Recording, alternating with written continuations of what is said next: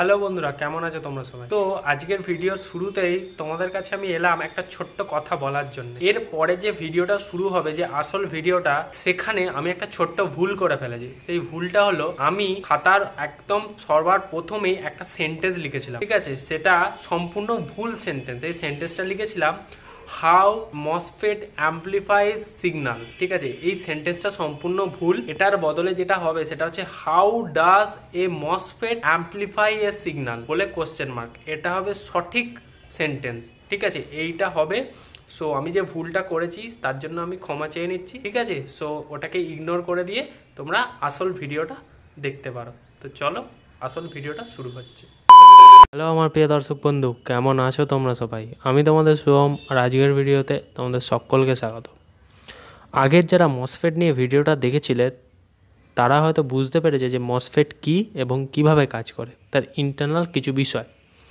আজকে আমি মসফেটের সাথে তার একটা ছোট্ট ফিচার্স নিয়ে আলোচনা করব। সেটা হলো মসফেট কিভাবে একটা সিগন্যালকে অ্যাম্পলিফাই করে। খুবই বেসিকভাবে, সাধারণভাবে বোঝানোর চেষ্টা করব। প্রথম থেকে ভিডিওটা শেষ পর্যন্ত দেখো, তাহলে সম্পূর্ণ বিষয়টা খুব ভালোভাবে বুঝতে পারবে তোমরা, ঠিক আছে? কমপ্লেক্স আমি করব না, খুব সাধারণভাবে বেসিকভাবে বোঝানোর চেষ্টা করব, এবং তার সাথে কিছু শব্দ আছে সেইগুলোর সাথেও তোমাদের পরিচয় করিয়ে দেবো। তো চলো, বেশি দেরি না করে ভিডিওটা শুরু করা যাক। তো বন্ধুরা, মসফেট কীভাবে সিগন্যালকে অ্যাম্পলিফাই করে। মসফেটের সিম্বলটা আগের ভিডিওতে আমি হয়তো তোমাদের বলিনি। মসফেটের সিম্বলটা আমি তোমাদের এঁকে দেখানোর চেষ্টা করছি।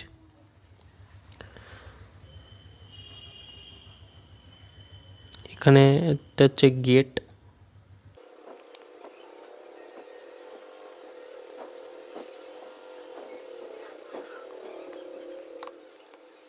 তো বন্ধুরা, মসফেটের সিম্বল এই রকমই হয়।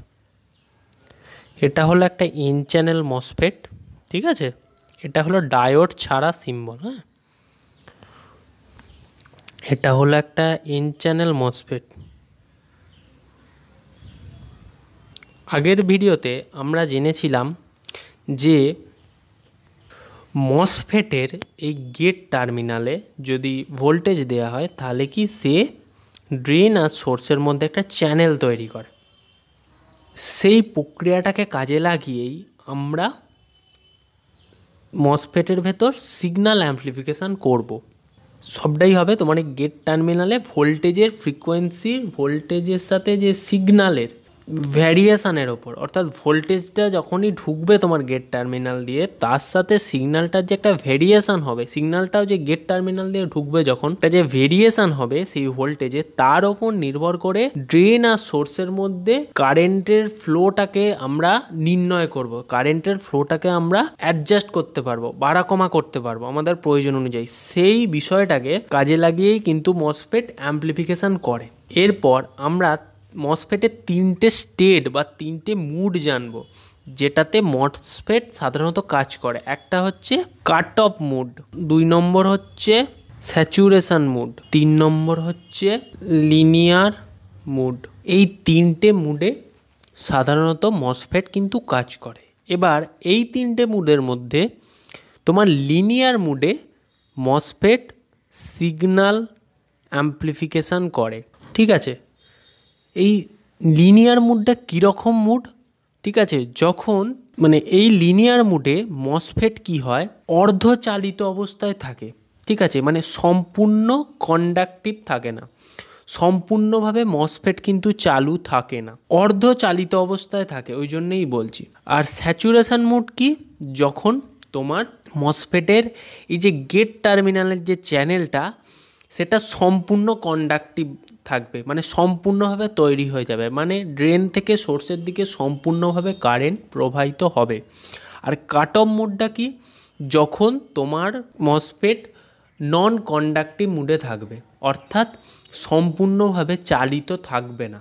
অর্থাৎ তখন কি হয়, এটা কখন হয় এই মুডটা, যখন তোমার এই গেট টার্মিনালে থ্রেশহোল্ড ভোল্টেজের থেকে কম ভোল্টেজ দেয়া হয়, ঠিক আছে? থ্রেশহোল্ড ভোল্টেজের থেকে কম ভোল্টেজ দেয়া হয়, বিলোর থ্রেশহোল্ড ভোল্টেজ, ঠিক আছে? যখন থ্রেশহোল্ড ভোল্টেজের থেকে কম ভোল্টেজ দেওয়া হয় তখন কাট অফ মুড, অর্থাৎ মসফেট চালু নেই। থ্রেশহোল্ড ভোল্টেজটা যখনই মানে দেয়া হবে বা তার একটু বেশি দেয়া হবে, তখন কি হবে, বা অনেকটাই বেশি যখন দেয়া হবে তখন কি হবে, স্যাচুরেশন মুডে চলে যাবে, অর্থাৎ সম্পূর্ণ কন্ডাক্টিভ মুডে চলে যাবে। থ্রেশহোল্ড ভোল্টেজ হচ্ছে এমন একটা ভোল্টেজ যেটাতে তোমার মানে যে ভোল্টেজটা দিলে মসফেটটা চালু হবে, জাস্ট চালু হবে, এটা হলো একটা মিনিমাম ভোল্টেজ। ঠিক আছে, একটা মিনিমাম ভোল্টেজ দিলে মসফেট চালু হবে গেট টার্মিনালে। ঠিক আছে, সেইটাই হচ্ছে থ্রেশহোল্ড ভোল্টেজ। তার থেকে কম দিলে হবে কাট অফ মুড, তার থেকে একটু বেশি দিলে হবে স্যাচুরেশন মুড, বা একটু বেশি দিলে স্যাচুরেশন মুড। মানে এই ভোল্টেজটা তুমি যত বাড়াবে, অবশ্যই একটা লিমিট আছে, যত বাড়াবে তত কি হবে, এই কন্ডাক্টিভিটিটা তত ভালো হবে, অর্থাৎ এই গেট আর ড্রেনটা, এই মানে গেটের দ্বারা যে ড্রেন এবং সোর্স টার্মিনালের মধ্যে যে চ্যানেলটা তৈরি হয় সেটা আরও বেশি স্ট্রং হবে, আরও শক্তিশালী হবে, অর্থাৎ ড্রেন থেকে সোর্সের দিকে বা সোর্স থেকে ড্রেনের দিকে কারেন্টটা ভালোভাবে প্রবাহিত হবে। ঠিক আছে, আর লিনিয়ার মোডটা কি, যখন তোমার এই থ্রেশহোল্ড ভোল্টেজের আশেপাশে মানে খুবই কাছাকাছি থাকবে, মানে এমন একটা ভোল্টেজের সিচুয়েশন বা ভোল্টেজের পরিমাণ থাকবে যেখানে তোমার কি হবে, এই মসফেটটা অর্ধচালিত অবস্থায় থাকবে, এবং এই মুডেতেই সিগন্যাল অ্যাম্প্লিফিকেশান সবচেয়ে ভালো হয়, সবচেয়ে বেস্ট কোয়ালিটি হয়।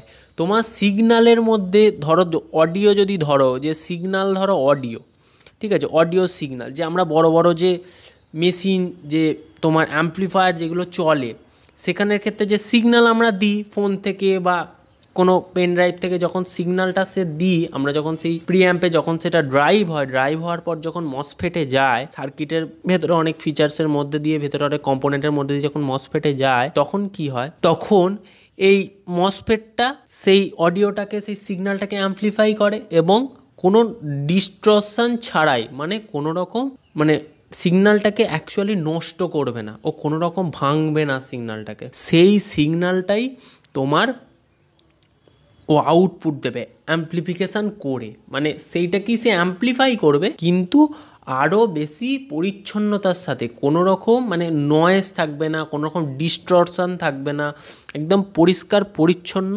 সিগন্যালটাকে সে অ্যাম্প্লিফাই করবে, এবং সেটা একমাত্র লিনিয়ার মোডেই হয়। তাহলে তুমি বুঝতে পারছো নিশ্চয়ই, আন্দাজটা সেইভাবেই করতে পারছো যে মসফেট যখন অ্যাম্প্লিফাই করে তখন এই লিনিয়ার মুডে মসফেটকে কত যত্ন সহকারে, কত প্রিসিয়াসভাবে রাখতে হবে, যে মসফেট তোমার এই সিগন্যালটাকে খুব সুন্দরভাবে অ্যাম্প্লিফাই করতে পারবে। কারণ তার চেয়ে বেশি দিয়ে দিলে স্যাচুরেশন মুডে সে চলে যাবে, তার চেয়ে বেশি দিয়ে দিলেই তো সে স্যাচুরেশন মুডে চলে যাবে, তখন কি ফুললি কন্ডাক্টিভ হয়ে যাবে, তখন আর কিন্তু সেই অ্যাম্প্লিফিকেশানটা সে ভালোভাবে করতে পারবে না। মসফেটের এই তিনটে মুডের ওপরই কিন্তু মসফেট অ্যাম্প্লিফিকেশানটা করে, এবং এই যে অ্যাম্প্লিফিকেশানের যে সিগন্যালটা আমি বোঝাচ্ছি তোমাদের, আর একবার আমি মসফেটটা আঁকবো, ওই মসফেটটা সুন্দরভাবে এঁকেছি, তাই ঘাঁটবো না।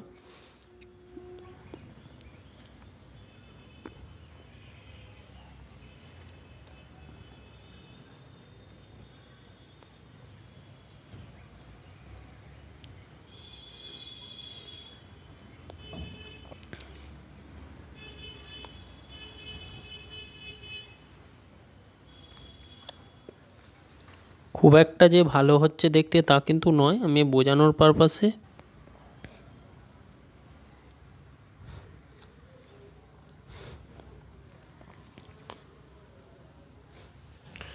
ঠিক আছে, ধরো এটা একটা এন চ্যানেল মসফেট, একই আঁকলাম।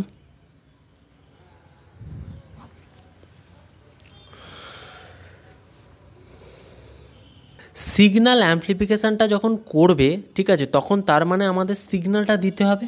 আমরা কোথায় সিগন্যালটা দেবো জানো? আমরা গেট টার্মিনালে সিগন্যালটা দেবো। কারণ সিগন্যালটা যখন আমরা গেট টার্মিনালে দেবো, তখন কি হবে, সিগন্যালটা যখন এই গেট টার্মিনালে যাবে ভোল্টেজের সাথে, তখন এই গেট টার্মিনালে ভোল্টেজের একটা ভ্যারিয়েশান তৈরি হবে।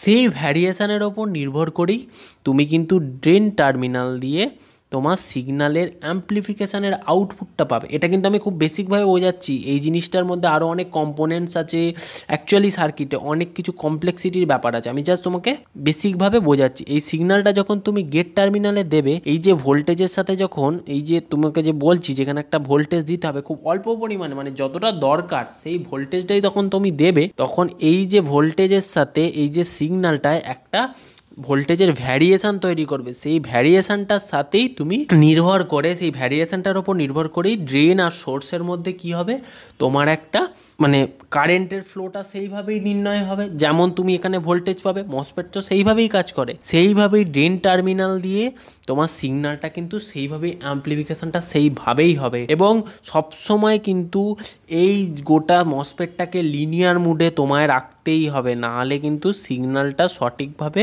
অ্যাম্প্লিফাই করতে পারবে না, একদমই ভালোভাবে অ্যাম্প্লিফাই করতে পারবে না। সব সময় এটাকে তোমাকে লিনিয়ার মুডেই রাখতে হবে, এইভাবেই কিন্তু হয়। এবং এই মসফেটের সিগন্যাল অ্যাম্প্লিফিকেশান আর ভোল্টেজ অ্যাম্প্লিফিকেশান বা আদার্স বিষয়ের যে অ্যাম্প্লিফিকেশান সেগুলো কিন্তু একটু অন্যরকম। কারণ সিগন্যাল অ্যাম্প্লিফিকেশানের ক্ষেত্রে তোমার ড্রেন টার্মিনাল দিয়ে কিন্তু সিগন্যালের আউটপুটটা পাওয়া যায়, সিগন্যালের আউটপুটটা কিন্তু তখন ড্রেন টার্মিনাল দিয়ে হয়। এবং সিগন্যালটা দেওয়ার সময় এখানে আরেকটা এক্সট্রা একটা বিষয় আমি যে বুঝিয়ে দিই তোমাদের, সেটা হচ্ছে এক্সট্রা একটা বোনাস ব্যাপার। সেটা হচ্ছে এই যে গেট টার্মিনালের আগে সমস্ত সার্কিটে যদি তুমি লক্ষ্য করো, দেখবে একটা ক্যাপাসিটর দেওয়া থাকে। যদি খুব ভালো করে তুমি লক্ষ্য করো, একটা দেখবে ক্যাপাসিটর দেওয়া থাকে। এই ক্যাপাসিটরটাকে বলে কাপলিং ক্যাপাসিটর। এই ক্যাপাসিটরটাকে বলে কাপলিং ক্যাপাসিটর, ঠিক আছে। এর কি ভূমিকা তুমি জানো? এর ভূমিকা হচ্ছে ডিসি আর এসি কারেন্ট দুটো মিশতে দেবে না, অর্থাৎ ডিসি কারেন্টকে সিগন্যালের সাথে মিশতে দেবে না। এই যে ডিসি কারেন্টকে মোট কথা ব্লক করে দেবে। এটা যে সিগন্যালটা যখন যাচ্ছে, যে ফ্রিকোয়েন্সিটা যখন যাচ্ছে, তখন কি ভেতরে ঢুকতে দেবে। এখানে যে কাপলিং ক্যাপাসিটরটা যখন লাগানো থাকবে, তুমি দেখবে প্রত্যেকটা জায়গায় এমন করে একটা কাপলিং ক্যাপাসিটর দিয়ে তারপর দেখবে মসফেটের ভেতরে দেখবে লাইনটা গেছে, মসফেটের ভেতরে গেট টার্মিনালে দেখবে লাইনটা গেছে, ঠিক আছে। তখন কি হবে, তোমার এই যে ডিসি যে কারেন্টটা, কারণ তুমি তো ওপরে এখানে ভিসিসিতে ভোল্টেজ দেবে, মানে মসফেটটাকে চালু করার জন্য, কারেন্টটাকে পাস করার জন্য এই ডিসি যে ভোল্টেজটা দেবে সেটা কিন্তু সিগন্যালের সাথে মেশাবে না, সিগন্যালটাকে ভেতরে ঢুকতে দেবে কিন্তু ডিসিটাকে আসতে দেবে না। এই কাপলিং ক্যাপাসিটিটা যদি খুলে নেওয়া হয়, আমি মানে এক্সপেরিমেন্ট করিনি, আমি যতদূর বুঝতে পারছি, এই কাপলিং ক্যাপাসিটিটা যদি খুলে নেওয়া হয় তাহলে কী হবে, তুমি যে ইনপুটটা যে লাইনে দিচ্ছ না, মানে যেখানটায় তুমি দিচ্ছ সেই অডিও যে প্রিঅ্যাম্পটা ফোন বা অন্য কিছু লাগাচ্ছ, ওটার 12টা বেজে যাবে। এটার কাজ হচ্ছে এটাই, এই ডিসি ভোল্টেজটাকে বাধা দেবে কিন্তু এসিটাকে অ্যালাউ করবে। অর্থাৎ এসি মানে কি, এই সিগন্যালের যে ভোল্টেজ, সিগন্যালের যে ফ্রিকোয়েন্সি, সেটাকে কিন্তু মসফেটের মধ্যে ঢোকাবে, ভেতরে ঢোকালে তবে তো সে অ্যাম্প্লিফাই করতে পারবে। এইভাবেই মসফেট খুব বেসিকভাবে অ্যাম্প্লিফাই করে, এইভাবেই মসফেটের ভেতরে কিন্তু অ্যাম্প্লিফিকেশান হয়। অর্থাৎ তোমরা হয়তো আজকে বিষয়টা ভাবলে যে খুবই সাধারণ, খুবই এইভাবেই হয়, কিন্তু এটার মধ্যে আরও অনেক কম্পোনেন্ট থাকে, রেজিস্টার দিতে হয়, হ্যান ত্যান দিয়ে তারপর তো বিষয়টা সুন্দরভাবে সাজাতে হয়। রেজিস্টার এত কম্পোনেন্ট কেন দিতে হয়, যাতে এই বিষয়টাকে সুন্দরভাবে রান করানো যায়, এই বিষয়টাকে সুন্দরভাবে কাজ করানো যায়, ঠিক আছে। সেই জন্যেই এই বিষয়টা এইভাবেই কাজ করে আর কি। বুঝতে পারলে কি বললাম? এইভাবেই মসফেটের কাজ হয়, এইভাবেই মসফেট লিনিয়ার মোডে অ্যাম্প্লিফিকেশন করে, ঠিক আছে। এই কাপলিং ক্যাপাসিটরটার ভূমিকা কিন্তু প্রচুর। এখানেও একটা কাপলিং ক্যাপাসিটর দেওয়া থাকে, দেখবে শেষে একটা ওটাকে মনে ডি কাপলিং, ওটা আমি সঠিক আমার মনে পড়ছে না, এটাকে কাপলিং বলে। আর একদম শেষে আউটপুটের কাছে দিয়ে যদি ক্যাপাসিটর দেওয়া থাকে, সেই ক্যাপাসিটরটা যে দেওয়া থাকে সেই ক্যাপাসিটরটাকে বলে ডিকাপলিং ক্যাপাসিটর। আমার ঠিক ওটা মনে হচ্ছে ডিকাপলিং ক্যাপাসিটরই বলে ওটাকে, ঠিক আছে। এটাকে কাপলিং ক্যাপাসিটর, ওটাকে ডিকাপলিং ক্যাপাসিটর বলে, ঠিক আছে। এইভাবেই মসফেট কিন্তু অ্যাম্প্লিফিকেশন করে, ঠিক আছে। বুঝতে পারলে? বেসিকভাবে বোঝালাম। অর্থাৎ তুমি অনেক কিছু শব্দও নতুন জানতে পারলে আজকে। এটা হচ্ছে থ্রেশহোল্ড ভোল্টেজ। থ্রেশহোল্ড ভোল্টেজ কি, যে মিনিমাম ভোল্টেজটা তুমি দিলে মসফেটটা চালু হবে, একদম মিনিমাম যে ভোল্টেজটা দিলে মসফেটটা চালু হবে, সেটাকেই বলা হয় থ্রেশহোল্ড ভোল্টেজ।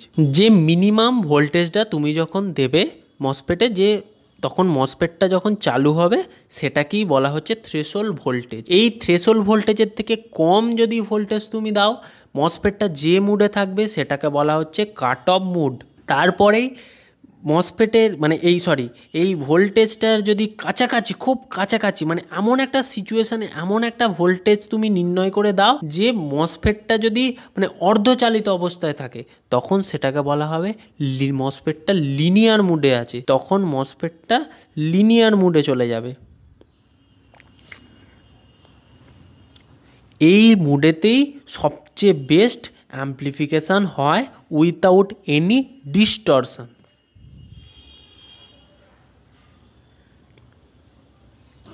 সমস্ত কিছুই নির্ভর করছে তোমার এই গেট টার্মিনালের ভোল্টেজের ভ্যারিয়েশানের ওপর, গেট টার্মিনালের ভোল্টেজের সঠিক মানে নির্ণয়ের ওপর। যেমনভাবে তুমি এই ভোল্টেজটাকে নির্ণয় করবে, তেমনভাবেই ড্রেন থেকে সোর্সের দিকে, সোর্স থেকে ড্রেনের দিকে কারেন্ট কিন্তু প্রবাহিত হবে। কারেন্টের সেই নির্ণয়টাই তোমাকে সঠিকভাবে করতে হবে, তবে তুমি এই মসফেটটাকে তুমি 3টে মুডে তোমার প্রয়োজন অনুসারে কাজে লাগাতে পারবে। বুঝতে পারলে? এরপর যে মুডটা সেটা তো খুবই সাধারণ, সেটা হচ্ছে স্যাচুরেশন মুড। ঠিক আছে, এখানে কি হবে, এই যে গেট টার্মিনালটা ড্রেন আর সোর্স, অর্থাৎ সোর্স আর ড্রেনের মধ্যে যে চ্যানেলটা যে তৈরি করার কথা আগের দিন বলেছিলাম, সেটা কিন্তু সম্পূর্ণভাবেই তৈরি করে দেবে। অর্থাৎ খুব পরিষ্কারভাবে এই সিচুয়েশানে তোমার এই গেট টার্মিনালটা তোমার ড্রেন আর সোর্স আর ড্রেনের মধ্যে যে চ্যানেলটা তৈরি করে রাখবে, তার ফলেই মসফেটটা কি হবে, তোমার সুইচিং হিসাবে তখন কিন্তু কাজ করবে। মানে সম্পূর্ণ বন্ধ, সম্পূর্ণ চালু, অর্থাৎ ড্রেন থেকে সোর্স বা সোর্স থেকে ড্রেনের মধ্যে কারেন্টটা কিন্তু খুব ভালোভাবে প্রবাহিত হবে, কন্ডাক্টিভিটিটা খুব ভালোভাবে